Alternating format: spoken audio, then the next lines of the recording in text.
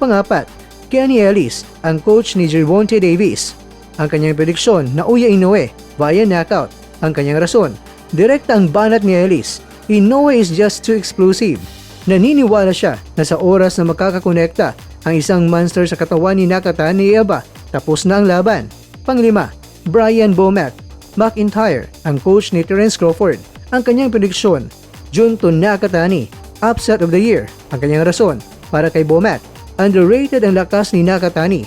Nakikita niya ang posibilidad na makounter ni Nakatani si Inoue habang pumapasok ito na magiging sanhi ng surpresang pagkatalo ng monster.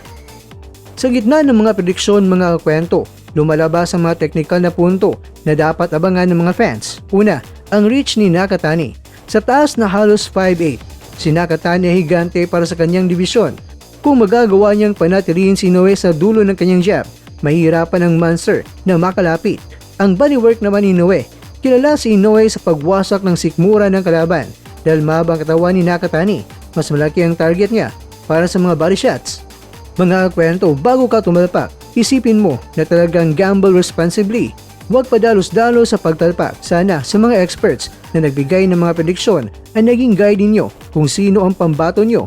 Bukas ang maririnig ba natin? Kaya ang unstill ba? O di kaya ay and the new na?